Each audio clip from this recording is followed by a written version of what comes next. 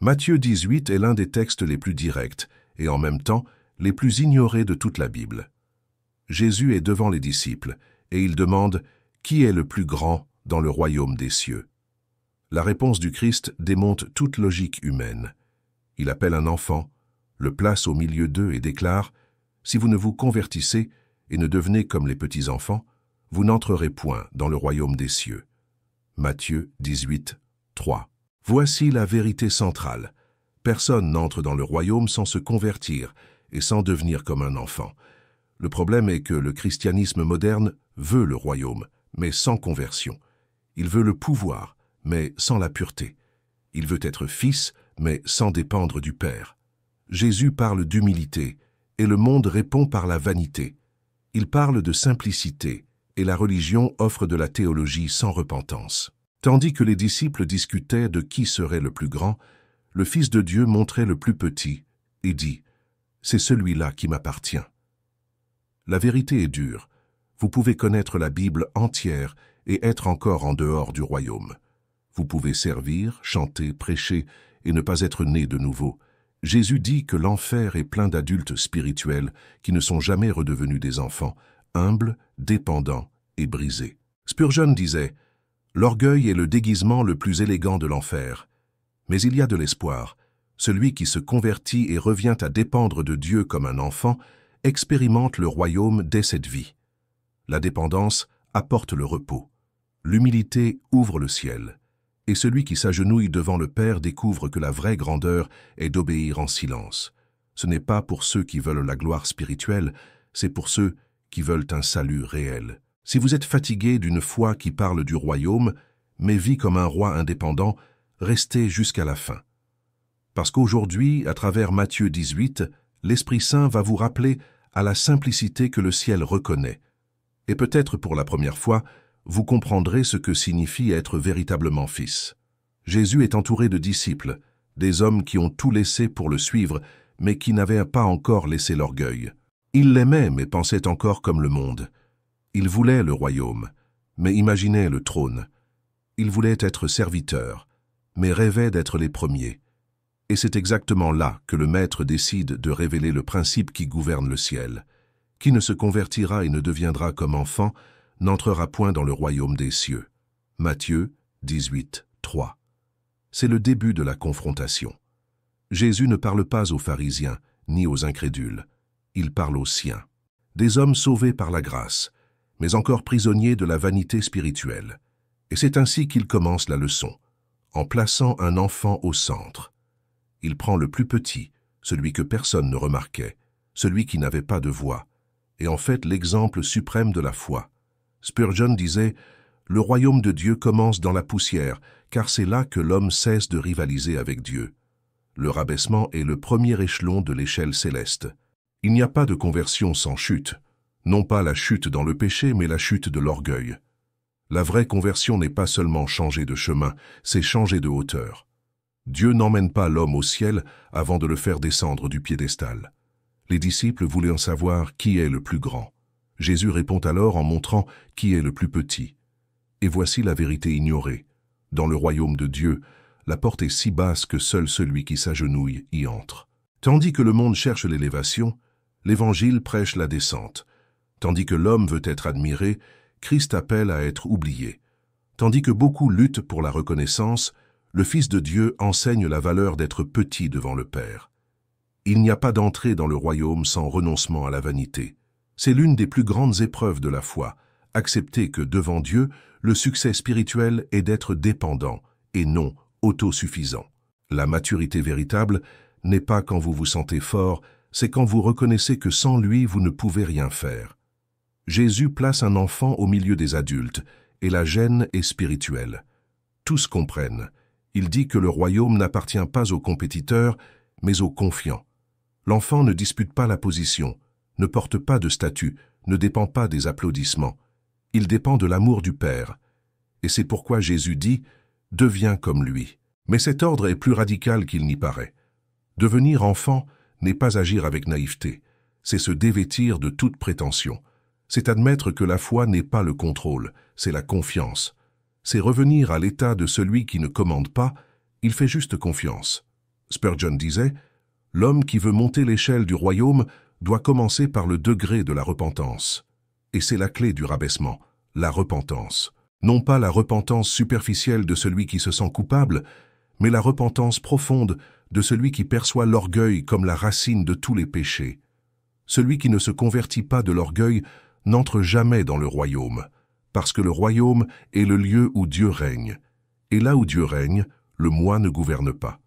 Jésus n'a pas choisi un enfant seulement pour sa pureté. Il l'a choisi pour sa dépendance. L'enfant ne se nourrit pas seul, ne se soutient pas seul, ne se protège pas seul. Il vit parce que quelqu'un de plus grand le soutient, et c'est ainsi que doit vivre le vrai chrétien. Ce que le monde appelle faiblesse, Dieu appelle foi. C'est la première leçon de Matthieu 18.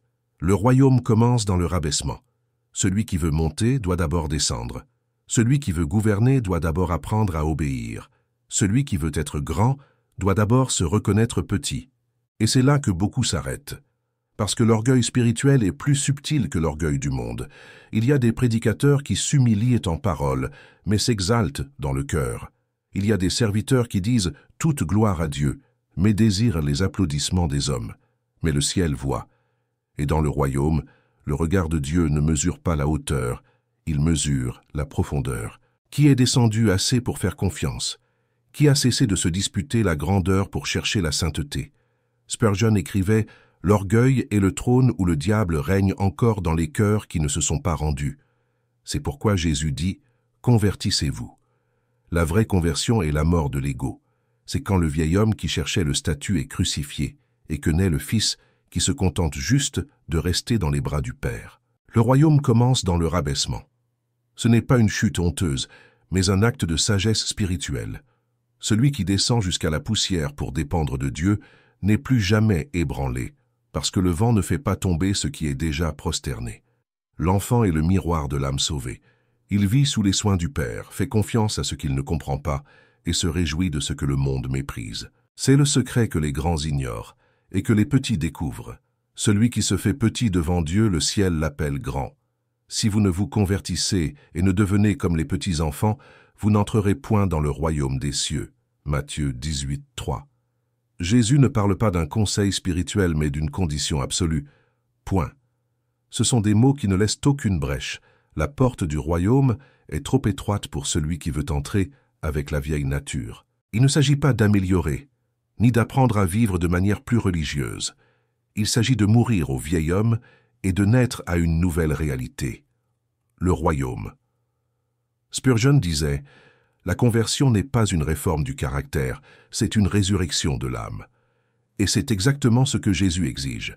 Quand il dit « se convertir », straphète, straphète, il ne demande pas un changement de comportement, mais un changement d'essence. Le verbe signifie littéralement se retourner, inverser la direction, changer l'axe du cœur.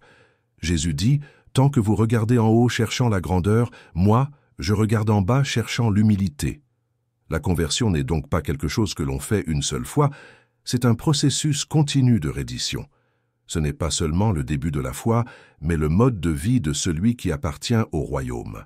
Chaque jour, le vrai disciple doit se convertir à nouveau, sortir de soi et se tourner vers le Christ. Et c'est la vérité ignorée. Il y a beaucoup de convertis à l'Église, mais peu de convertis au Christ. Beaucoup fréquentent le temple, mais n'ont pas changé de nature. Ils vivent encore selon l'orgueil, la vanité et l'apitoiement sur soi. Ils veulent le Sauveur, mais sans la croix. Ils veulent le pardon, mais sans la repentance. Ils veulent le royaume, mais sans le roi. Jésus n'accepte pas ce type de foi superficielle. Il dit « Vous n'entrerez point ». Ces mots sont plus sérieux qu'ils n'y paraissent. Ils signifient que sans conversion réelle, il n'y a pas de salut réel. La religion peut imiter la foi, mais l'Esprit Saint n'habite que celui qui est passé par la mort du moi. Spurgeon prêchait « Tant que l'homme essaie de s'améliorer lui-même, Dieu n'a pas encore commencé l'œuvre. Mais quand il se livre et crie miséricorde, le ciel commence à le reconstruire depuis la fondation. » C'est la conversion que Jésus exige, une reddition complète qui brise l'orgueil et crée la dépendance. Le converti cesse de vivre pour impressionner et se met à vivre pour obéir. Il perd l'envie de prouver sa valeur, car il a finalement compris la valeur du sang qu'il a racheté. Se convertir, c'est échanger le trône contre l'autel. C'est abdiquer de la couronne de la vanité pour porter la croix de l'obéissance. C'est cesser d'être maître de soi pour devenir serviteur du roi. C'est pourquoi Jésus choisit l'enfant comme symbole. Il ne décide pas seul, ne planifie pas son avenir, ne cherche pas la gloire. Il fait simplement confiance. Le chrétien converti est celui qui est revenu à la confiance. Mais il y a un danger, celui de la conversion incomplète. Il y a celui qui pleure, mais ne change pas. Il y a celui qui confesse, mais ne se rend pas. Il y a celui qui s'émeut, mais ne se donne pas. L'émotion est le prélude, la reddition est la preuve. Et c'est pourquoi Jésus parle de devenir comme un enfant. Il ne suffit pas de sentir, il faut changer de forme. Spurgeon disait « La preuve de la conversion n'est pas dans combien vous pleurez à l'autel, mais dans combien vous obéissez après. » Le converti véritable commence à voir le monde avec des yeux différents. Il ne cherche plus ce qui le fait paraître grand, mais ce qui le fait rester pur. Il ne mesure pas sa foi par les résultats, mais par la dépendance. Et le plus impressionnant, plus il mûrit spirituellement, plus il devient comme un enfant. Le chrétien mûr n'est pas celui qui se sent fort, mais celui qui reconnaît sa faiblesse et fait totalement confiance à la grâce. Le converti n'est pas celui qui en sait le plus, c'est celui qui a le plus besoin de Dieu. Et c'est l'inversion divine. Plus on est près du ciel, plus le cœur devient simple. Le monde dit « Grandis, prends le contrôle, fais-toi confiance ». Jésus dit « Reviens, rends-toi, aie confiance en moi ». Le monde appelle cela faiblesse. Le ciel appelle cela foi. La conversion que Jésus exige est radicale parce que le péché est profond. Il n'y a pas moyen de raccommoder le vieil homme. Il doit mourir. Et quand il meurt, quelque chose de nouveau naît. L'esprit de fils, le cœur dépendant, le caractère modelé par la grâce. Spurgeon concluait ses sermons sur ce texte par une phrase qui résumait tout. Il n'y a pas d'entrée dans le royaume pour celui qui n'est pas redevenu fils. C'est l'essence de la conversion. Retourner à l'enfance spirituelle où le cœur revient à faire confiance au Père qui l'a créé. Et quand cela se produit, le ciel reconnaît le converti, non par les mots mais par le changement de nature, parce que celui qui s'est réellement converti ne cherche plus à être le plus grand. Il cherche seulement à rester dans les bras du Père. Jésus n'a pas seulement enseigné l'humilité, il a incarné l'humilité. Le Créateur qui soutenait l'univers s'est fait serviteur. Le Roi éternel a lavé les pieds d'hommes ordinaires, et il a été couronné, non d'or, mais d'épines. C'est le plus grand scandale de l'Évangile, le Dieu infini choisissant la petitesse comme trône. Matthieu 18 nous montre que l'humilité n'est pas une vertu optionnelle, c'est l'ADN du royaume. C'est pourquoi celui qui se rendra humble comme ce petit enfant, celui-là est le plus grand dans le royaume des cieux. Matthieu 18, 4. Par cette phrase, Jésus détruit toutes les structures de statut, de mérite et de pouvoir spirituel. Il ne dit pas « celui qui fera le plus de miracles » ou « celui qui connaîtra le plus de doctrines ». Il dit « celui qui se rendra humble ». Et voici la vérité ignorée. L'humilité n'est pas naturelle. Personne ne naît humble. L'humilité doit être formée par la croix. Elle naît de la rencontre entre la reconnaissance de sa propre misère et la révélation de la miséricorde divine. Spurgeon disait « L'humilité n'est pas de penser moins de soi, mais de penser plus au Christ. L'homme naturel cherche à être vu. L'homme spirituel cherche à disparaître pour que le Christ soit vu. Et tandis que le monde poursuit la reconnaissance, le vrai disciple apprend le pouvoir de l'anonymat saint. L'humilité est scandaleuse parce qu'elle blesse l'orgueil. Et l'orgueil est le dieu secret de nombreux cœurs religieux. Il se déguise en zèle, en charisme, en autorité. Mais le ciel ne le tolère pas. L'enfer est né d'un cœur orgueilleux, le royaume naît de cœurs rendus. Le premier péché de la création fut l'exaltation de Lucifer. Le premier miracle du salut est l'humiliation de l'homme. Quand Jésus dit « devenir comme enfant », il ne parle pas d'infantilisme, mais de pureté de dépendance. L'enfant sait qu'il ne peut pas, c'est pourquoi il fait confiance. Il ne rivalise pas, ne feint pas, ne calcule pas, il se livre simplement. Et cette livraison est le secret de la vraie grandeur.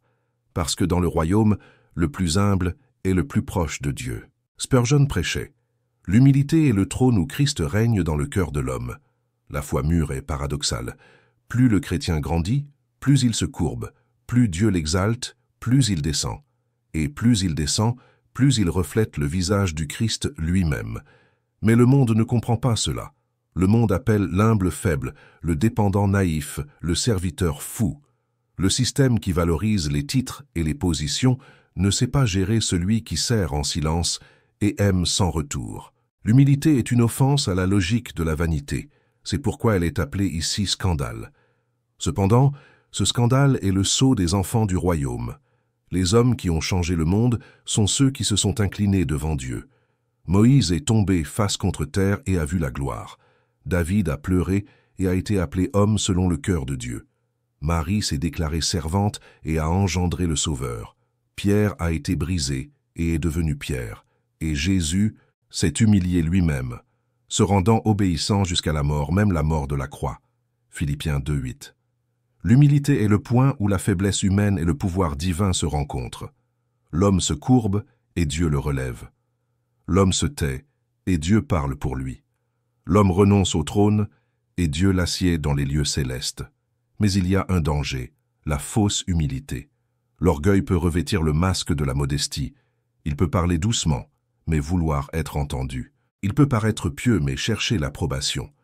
Spurgeon avertissait, « Le cœur peut s'agenouiller à l'extérieur et être encore debout à l'intérieur. » La vraie humilité n'est pas une performance, c'est une posture devant Dieu. Elle ne cherche pas de récompense, mais connaît son insignifiance devant la grâce. C'est l'homme qui, même utilisé par Dieu, s'étonne encore d'avoir été choisi. Jésus savait que les disciples ne comprendraient le royaume que lorsqu'ils comprendraient qu'il n'y avait pas de place pour l'orgueil en lui. Le royaume n'est pas une scène pour ceux qui s'exhibent, mais un abri pour ceux qui se prosternent. C'est pourquoi il place un enfant au centre du cercle et dit « Sois comme lui ». Ce n'est pas un éloge de l'innocence, c'est une invitation à la reddition. Spurgeon concluait ainsi l'un de ses sermons sur Matthieu 18.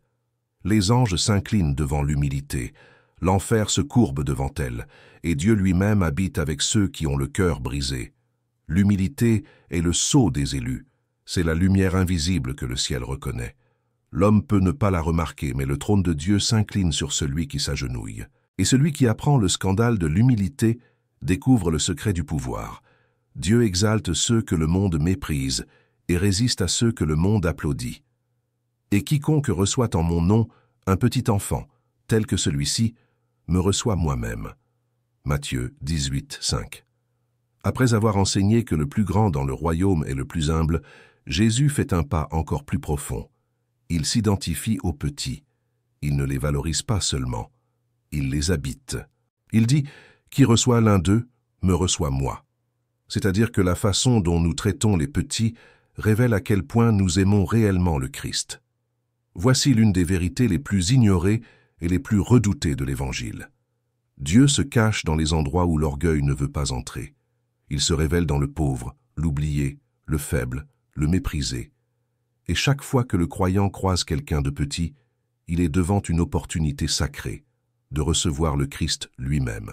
Spurgeon disait « Le cœur qui aime les petits est le trône où Christ repose. » La vraie foi se prouve dans la façon dont nous traitons ceux qui ne peuvent pas nous le rendre, parce que l'amour chrétien n'est pas calculé, il est sacrificiel. Et ce que Jésus dit dans Matthieu 18, 5, c'est que la compassion est le visage visible du royaume. Les disciples se préoccupaient de la position. Jésus les appelle à percevoir les personnes. Ils voulaient savoir qui serait le plus grand. Il montre qui doit être aimé. Dans le royaume n'est pas grand celui qui est vu, mais celui qui voit les invisibles. Et c'est un principe spirituel que l'enfer déteste. Chaque fois que l'amour sert, Satan perd du terrain. Spurgeon prêchait « L'amour est l'épée avec laquelle nous vainquons le diable, car l'orgueil ne sait pas aimer. » Le problème est que, dans la pratique, les chrétiens préfèrent souvent les lumières aux petits. Ils préfèrent les foules aux discrets, les influents aux simples. Mais l'Évangile descend toujours, il ne monte jamais. Le Dieu qui a créé les étoiles a choisi de naître dans une mangeoire. Le Christ qui règne au ciel a choisi de marcher avec des pécheurs. Et quand il a voulu enseigner la grandeur, il a montré un enfant. Cela révèle le vrai modèle du royaume. Christ est là où le monde ne cherche pas. Lorsque vous approchez quelqu'un de fragile, de blessé ou d'oublié, et que vous l'aimez au nom de Jésus, Le ciel observe. Et le Seigneur considère ce geste comme s'il lui était fait. Ce n'est pas seulement un acte humain, c'est une communion divine. Recevoir un petit, c'est ouvrir la porte du cœur pour que le Christ lui-même entre. Mais l'opposé est également vrai. Ignorer, mépriser ou scandaliser un petit, c'est offenser le cœur du roi. C'est pourquoi Jésus continue.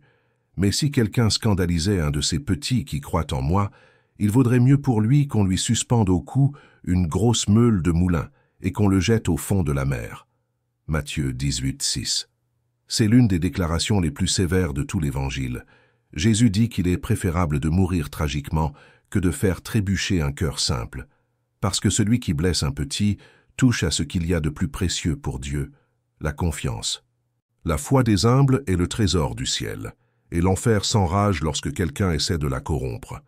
Spurgeon disait « Dieu observe avec plus de zèle le trébuchement d'un tout petit que la chute d'un géant. » Le soin des petits est la mesure de l'amour mûr.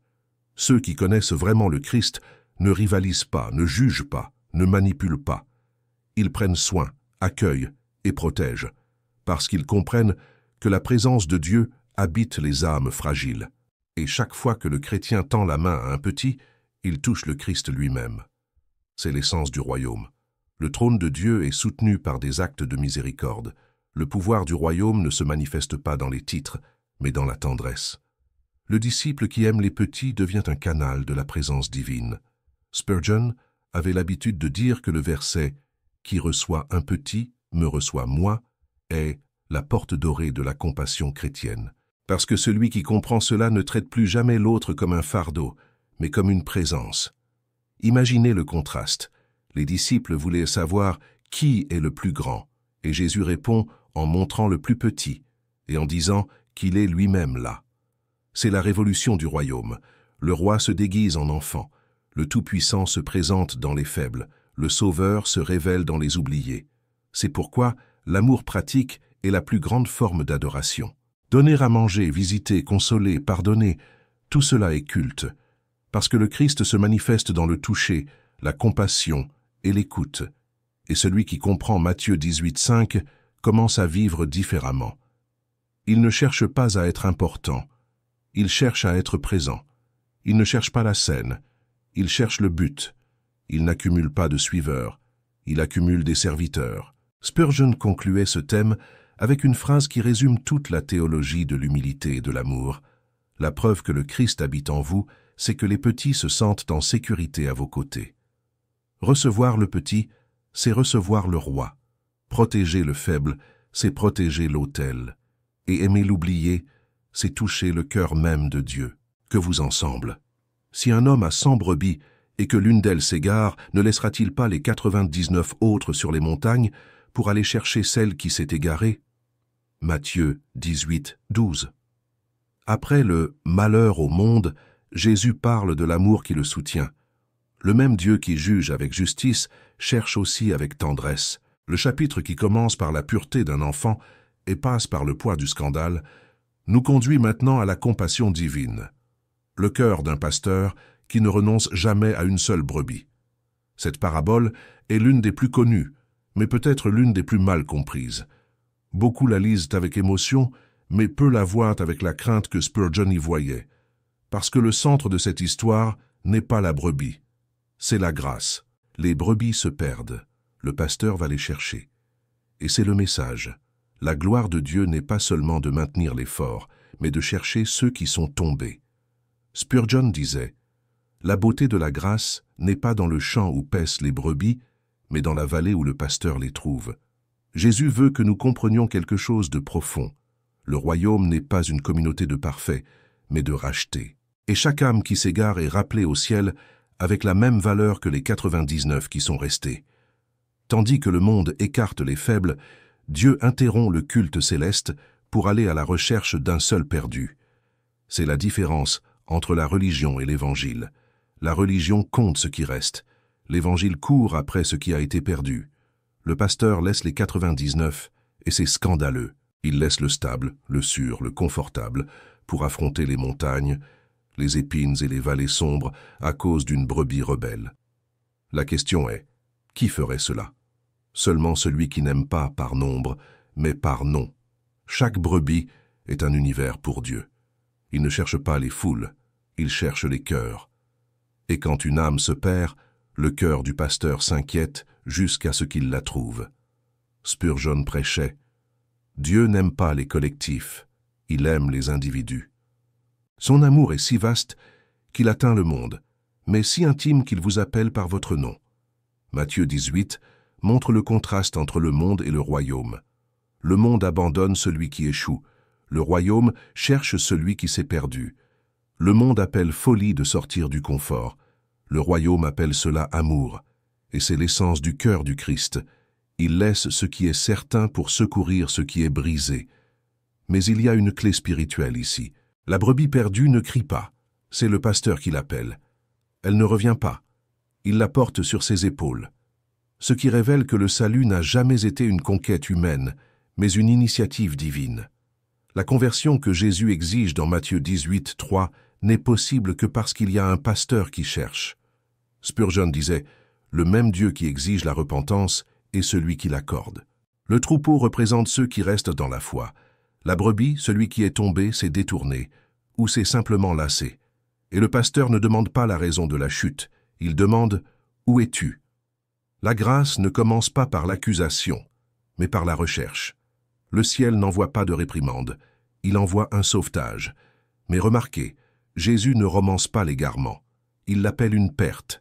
Il y a de la douleur, de la distance et du risque. C'est pourquoi le pasteur va à la recherche. Et quand il la trouve, il n'y a pas de sermon, il y a une fête. Réjouissez-vous avec moi car j'ai retrouvé ma brebis qui était perdue. Luc 15, 6. Spurgeon aimait cette scène. Christ ne revient pas avec une brebis sur ses épaules par vanité, mais par soulagement. Il ne se vante pas de la force, mais de la miséricorde.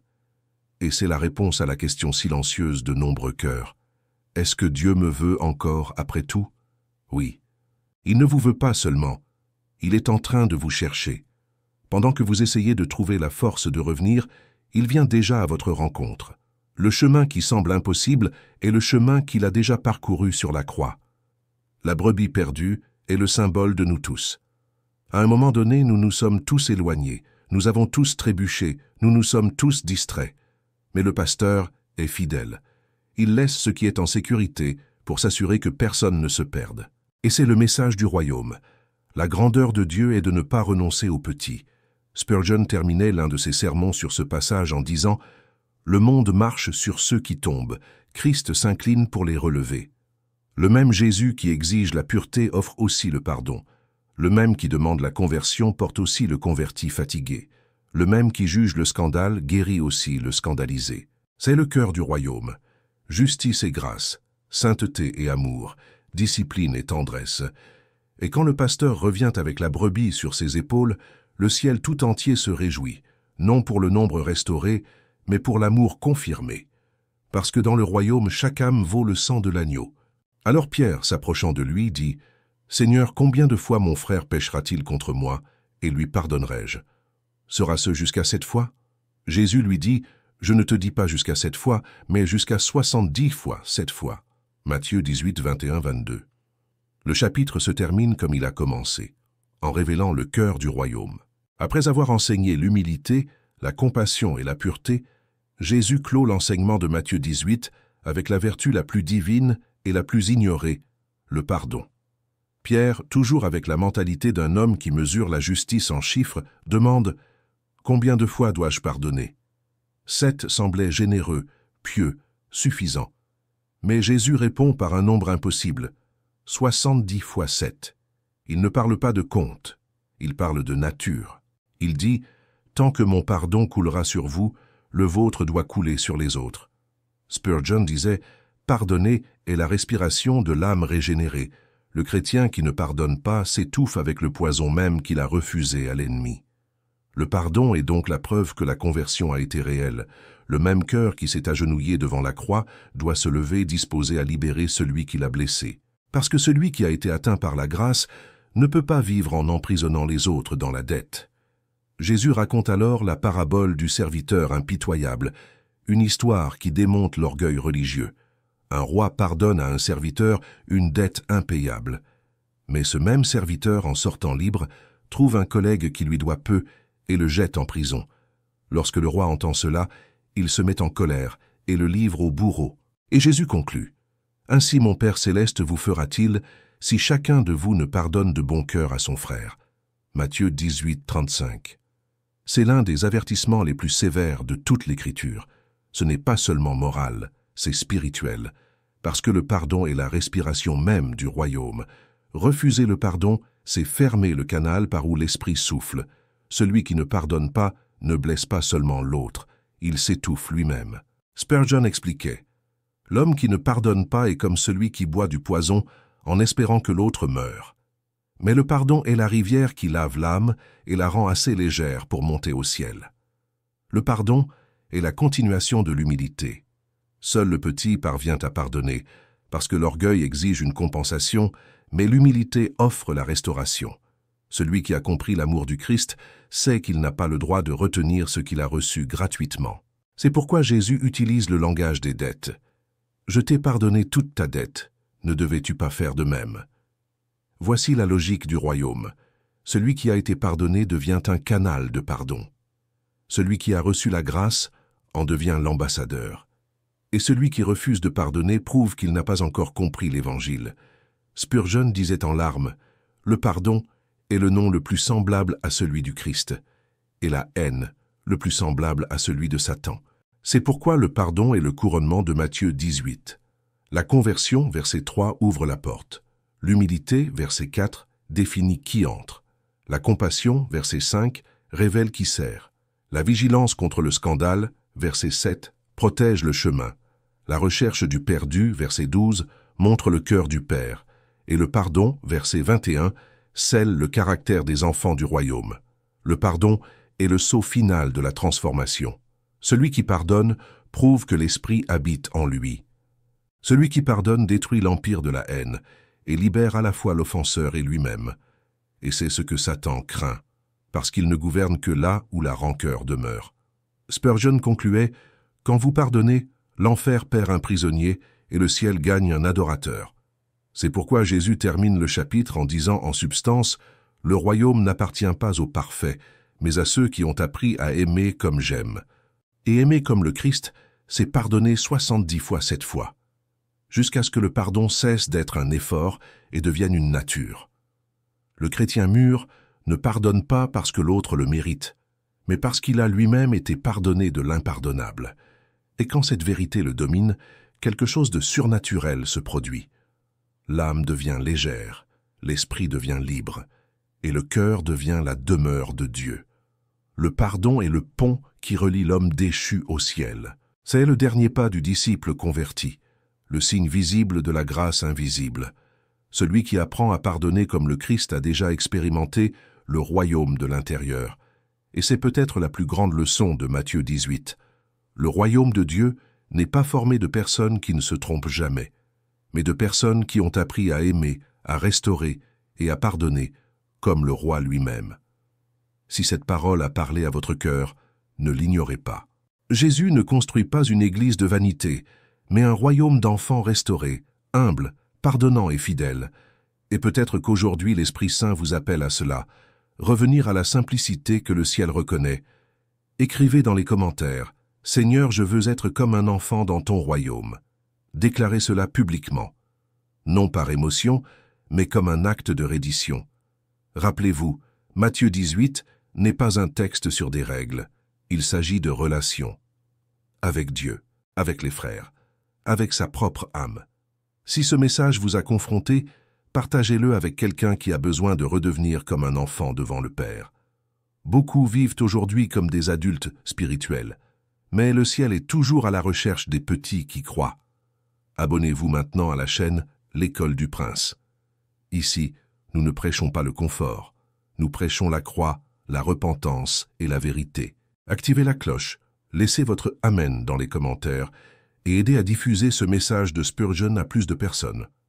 Parce que la foi qui demeure n'est pas celle qui impressionne le monde, mais celle qui s'agenouille devant le roi.